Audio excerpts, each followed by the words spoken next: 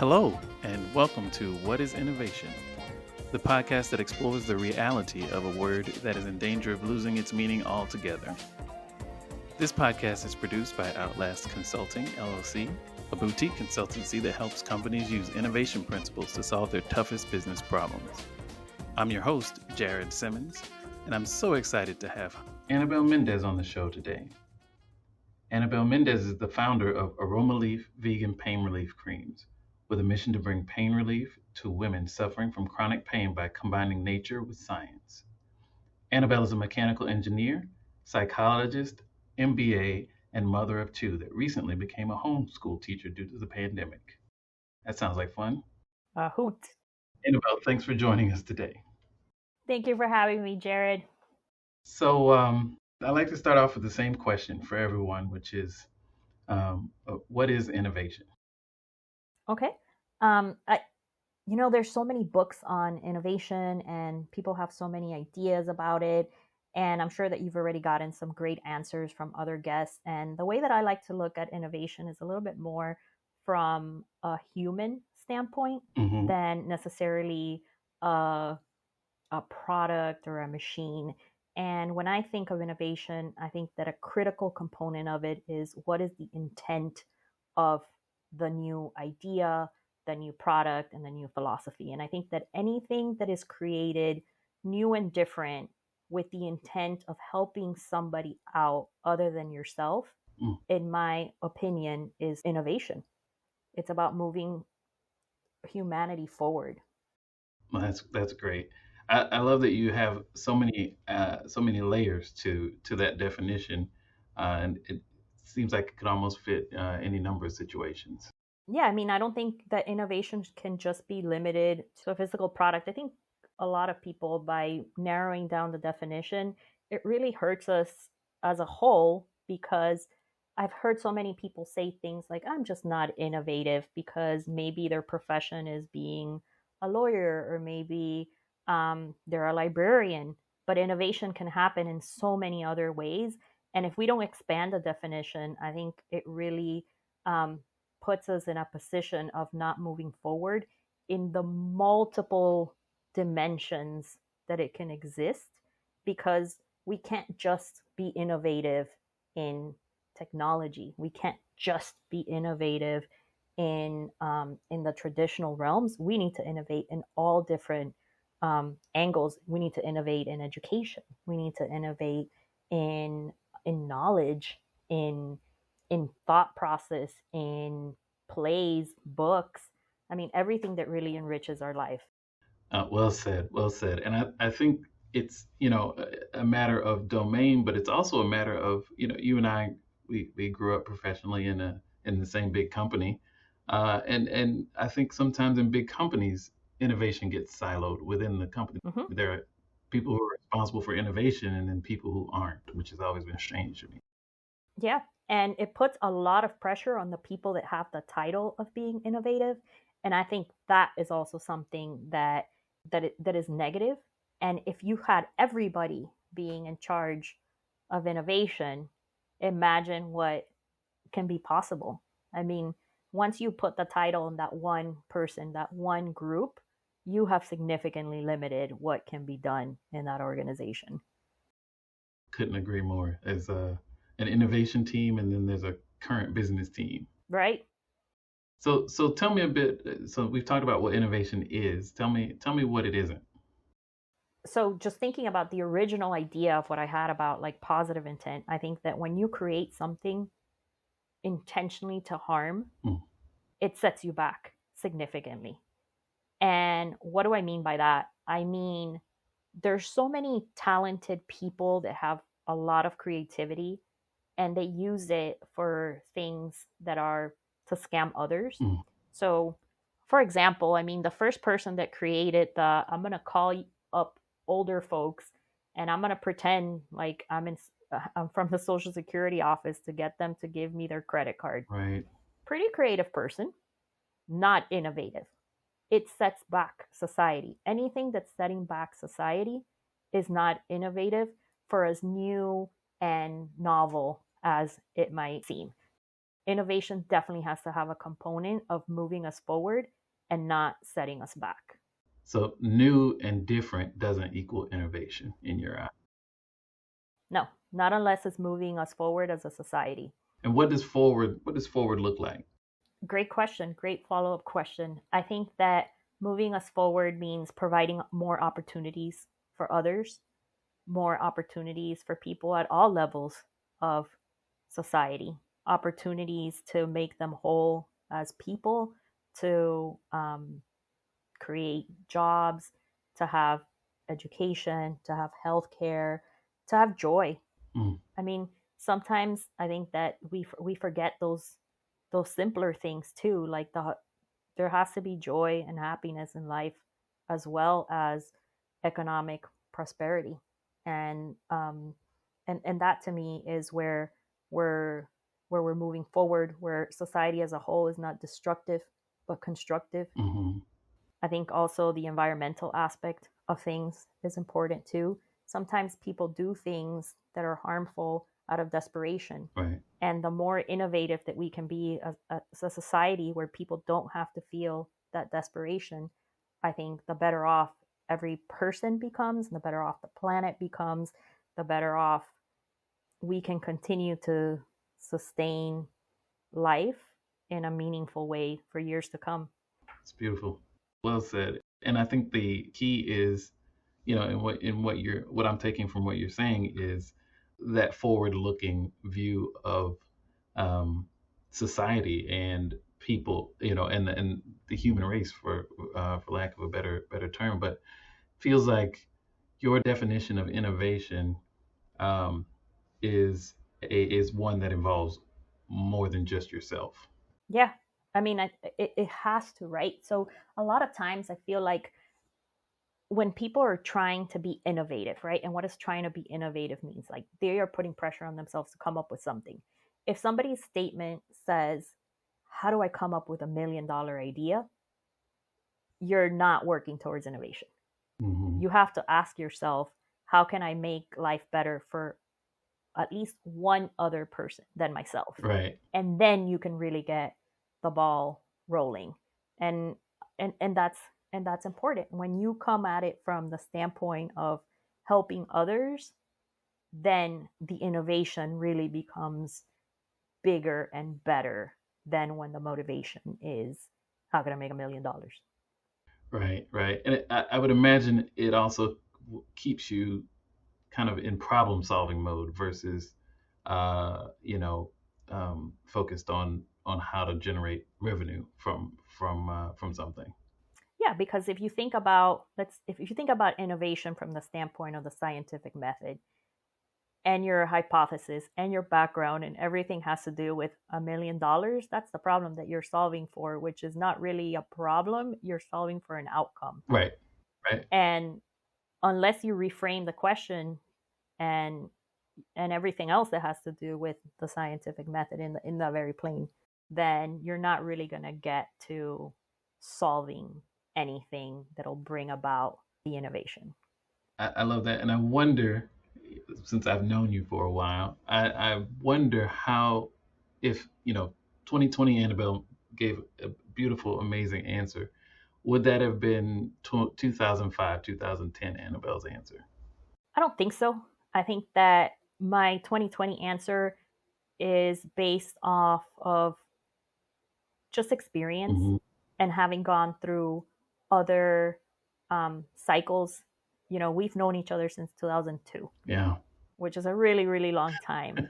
And we worked in research and development, Yep.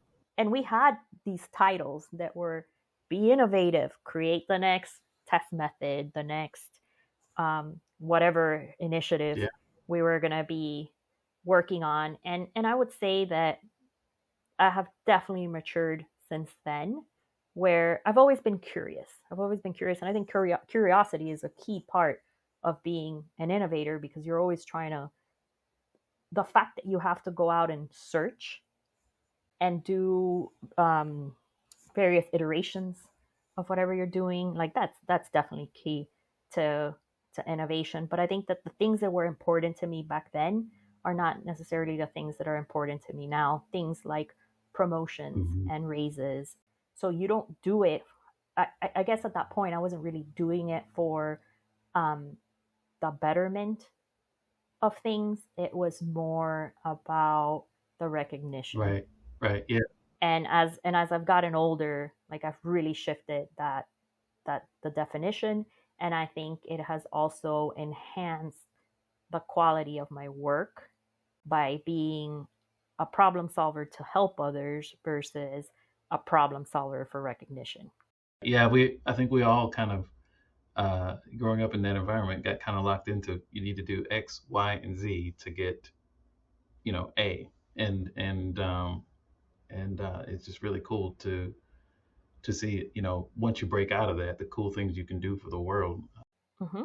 Yeah, and I think in 2020 specifically, it's even more in front of my face because of all the challenges that we're getting Mm, this year. right. And as an innovator, as a true innovator, it's always about how to make things better.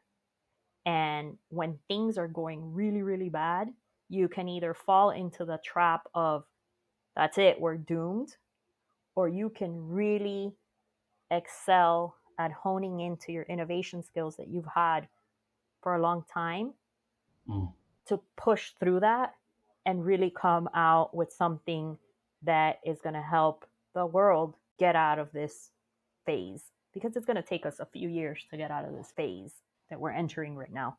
yeah, I can imagine. And thinking about things in phases and, you know, being problem solving focused versus outcome focused. I think those are key in this current environment that we're living in because if you're just trying to replace, like you were saying, if you're just trying to replace the revenue or the money that you've missed out on, or trying to get the number of employees back up to the number you had before, Mm-hmm. that's an outcome. It's not the problem. Right, and I think we're all like, we could all fall victim to that. And I know for me, I had pretty lofty goals for this year, and when I look at my goal setting and I see that I'm not hitting the numbers that I should have hit based on whatever data I had available at the beginning of the year, Right. it becomes it becomes very overwhelming, and almost to the point where you question, why am I even doing this? But I think that what I've tried to refocus is on, well, what actions are you taking today? What actions are you taking this week? What actions are you taking this month? Mm, And I'm really trying not to look past 1 month. Where in the past, I would say I would look at a year out. right. The mode that I'm in right now is like just looking at it month by month, week by week, and focusing on what I can control. Yeah, I think that makes perfect sense. And I think the element of what I'm hearing there is, yeah, I think you've always been very good at separating kind of what is uncertain versus what is unknowable. Mm-hmm. And you know, this time next year is unknowable from where we sit. Right. But the next 30 days are close enough, and the world is less chaotic than it was, 6 months ago, 9 months ago. So the road in front of us is uncertain, but it's not unknowable at this point. Right. We have at least a little bit of knowledge on stepping stones. Hmm. Yeah, Um, exactly. and that's all you can hope for, right? Like crossing that river with stepping on some little stones here and there that you know about. Where my original plan was more of like, okay, I have this giant bridge, let's lay it out. Exactly, exactly. Just the positivity that you exude, and given that you are an entrepreneur and you are building this business, and we'll talk about that in a second. In this environment is inspiring and contagious because it's hard for everyone, and you're doing amazing things with your business and with the family, and so that's why we wanted to talk to you today, is get a view of kind of how you do that and what makes that possible for you. Can you tell me a bit about Aromalief? Yeah, so Aromalief right now, which is really interesting, right? So Aromalief is a pivot from my original business. I've pivoted twice since I left corporate, and I think that's one of the things that is really important for people to understand, that when you become an entrepreneur, to say that you're gonna nail it the first time out, I think that, you know, they should go into the business of being a psychic, because it doesn't always happen like that. Like most of the time, things don't happen. And when you see those statistics that, like, I don't know, it's like 90% of businesses fail within the first 2 years or whatever, Right. it's only because people give up, and not necessarily because what you started isn't what you started with is not necessarily what you're going to end up with. So when I left P&G 6 years ago, can't believe it's already been 6 years, Wow. I actually started a marketing agency, and I was offering marketing services to customers. We were making websites, and then I had a customer that was in e-commerce several years ago. And at some point, I decided that I wanted to go back to product innovation, and I didn't want to continue doing the marketing side of things. But what's really interested with that is that you would call my business a success, because the agency that I started, I still have that be my business entity. So it's been in existence for 6 years, Right. but it's not doing the same thing that I was doing 6 years ago. Right. 3 years ago, I launched a pain relief cream company called WorkV. And it was really to help my mom that was suffering from chronic pain, because she had worked as a hairdresser for many years. And I just couldn't find a solution for her to gain back her mobility. So I launched WorkV, and the product itself was very good.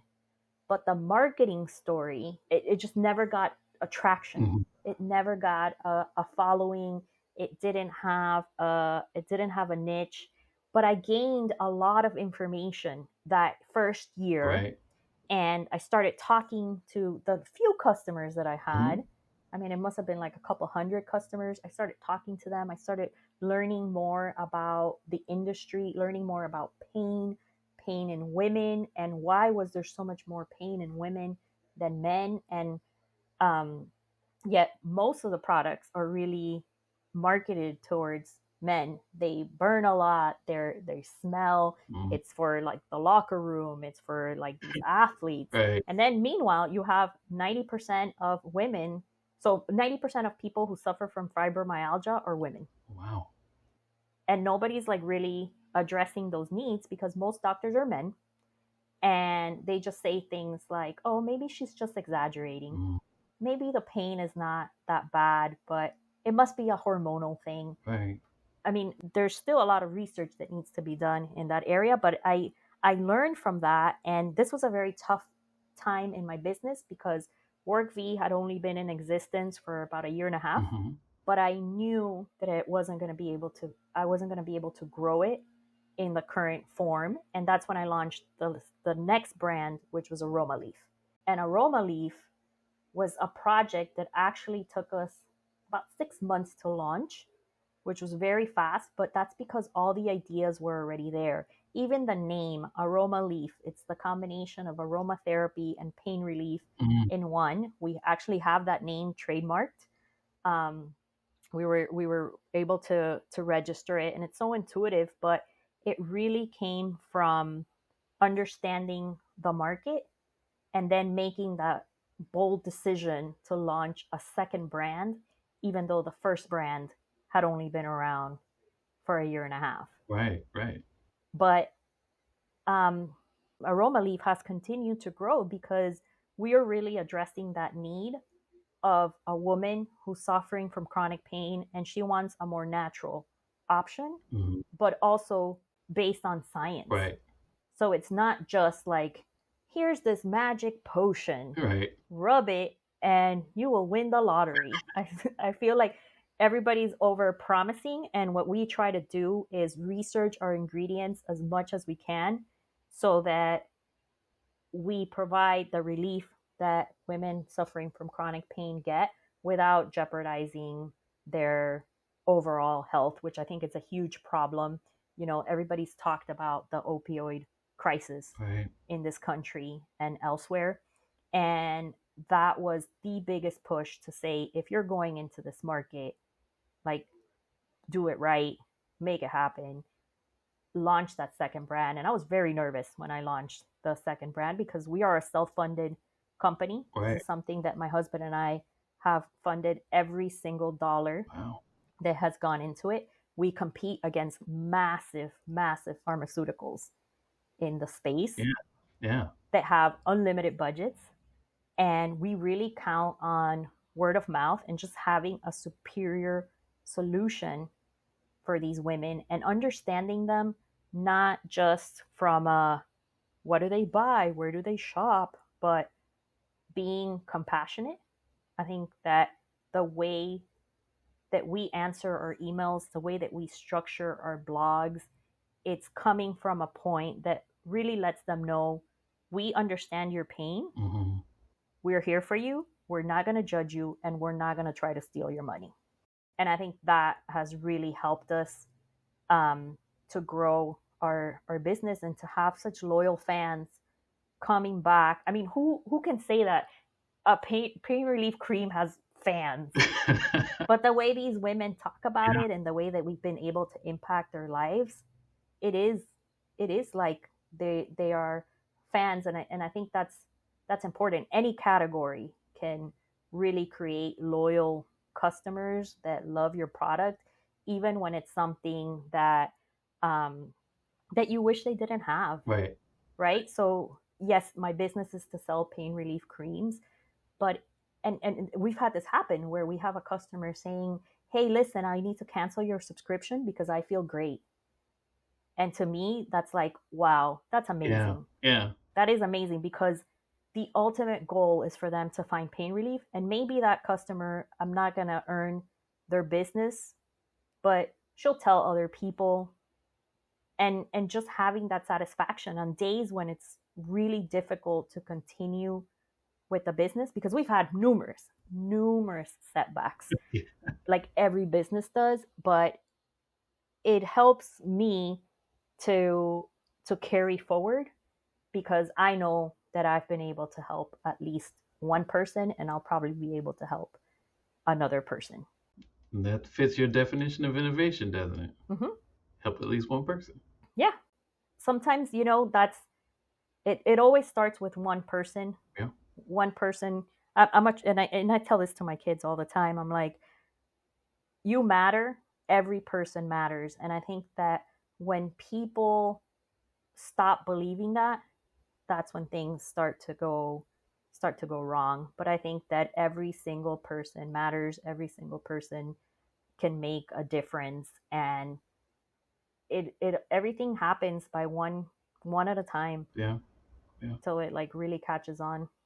Such an inspiring story, Annabelle. And I've had the pleasure of kind of seeing snapshots along the way, but it's always amazing every time we talk how much different and how much evolution there's been in what you do, but then how much consistency there is in that. If you just listen to your story about just the last 6 years, it's really just a story of focusing and honing and getting down to kind of the essence of what it is, what problem you're trying to solve for the world, what value you're trying to add, and things have come along the way. It hasn't been easy, but you've built a brand and it's continuing to grow, and that is because you have identified a problem you wanted to solve for the world, and you're smart and you're relentless, and I know you're going to solve it.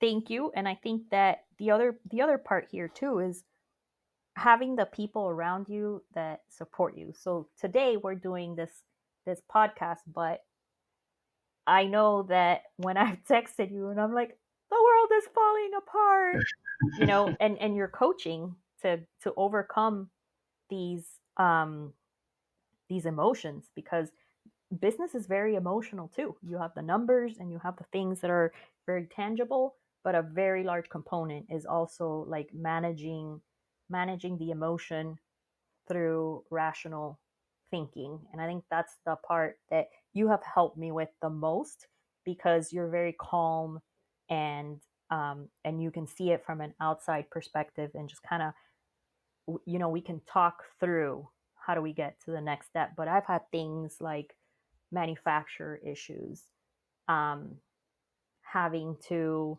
completely change my sourcing, having to, I mean, even at the beginning of this year, I mean, my manufacturers were completely booked solid making hand sanitizer, and I did not have product for about a month. How about that? And a brand that was like growing is, I mean, that's like the kiss of death. All your traction kind of like stops the momentum, but it's part of business. So we created this plan. We let our customers know how things were being delayed, and how we were going to do our best to get them their product, because that's the other thing. When you're in pain relief, it's a responsibility. At least I feel like it's a responsibility.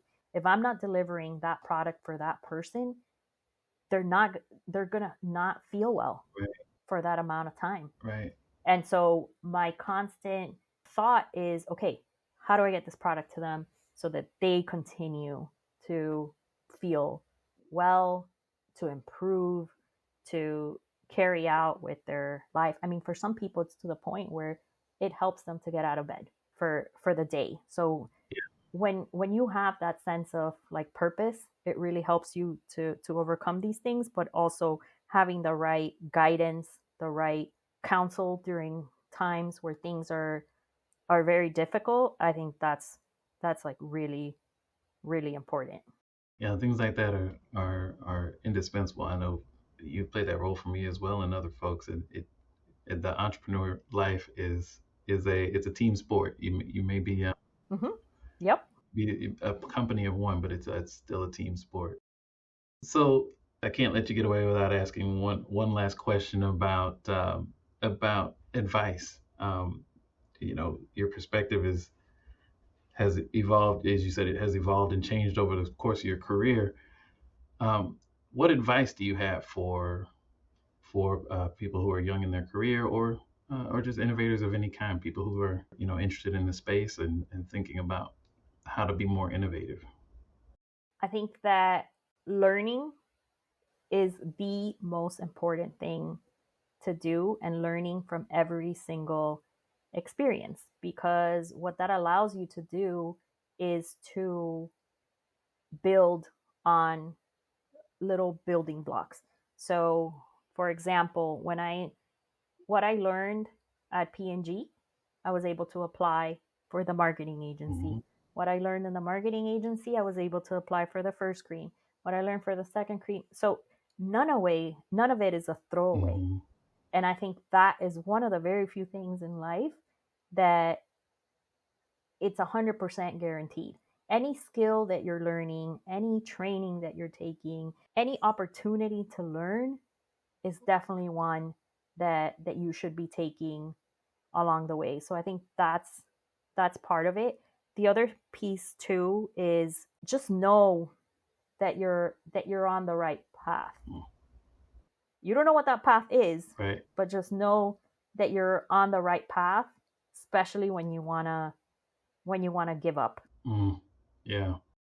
Because the road is unknown, but just knowing that you're on a path to go somewhere, I think that really helps out quite a bit. But I've always been a very avid learner of multiple skills, and not succumb to just living like a sedentary life. I think that one of the things that I try to protect myself always is to continue to make my own decisions on how I spend my time. And I don't want to say, like, wow, it just happened. Life just happened. Right.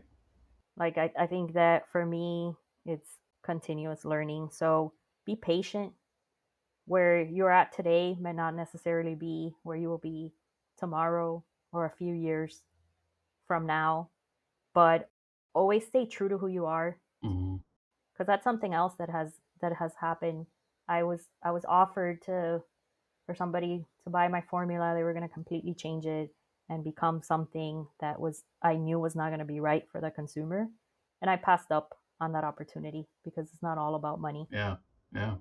That's a tough. It's always about doing what you feel is the right thing to do. So I wish everybody much success, but more than that, be resilient and seek out help when you need to, and learn. Just keep learning, whether it's a book from the library or a little video that you might watch. It's when you stop doing those things that you fall into the abyss. But as long as you're still telling yourself, okay, I'm going to learn one new thing today, then you'll continue on the path to where you want to be. Keep learning. I like it. That's I love that aspect of the keep learning, and also the patience you mentioned, because innovation and patience, entrepreneurship and patience don't always go hand in hand in the public kind of interpretation of what those things are. But it plays a critical role. You can only control so much, and it's going to come at some things are just going to come at their own pace. Yep. Annabel, thank you so much for your time today. I'm so excited other people get to benefit from your thoughts the way I do all the time. Thank you, Jared. Look forward to talking again soon. Take care.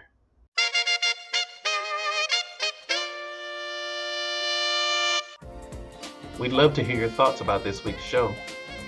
You can drop us a line on Twitter at OUTLAST LLC. That's OUTLAST LLC. Or follow us on LinkedIn, where we're Outlast Consulting. Until next time, keep innovating, whatever that means.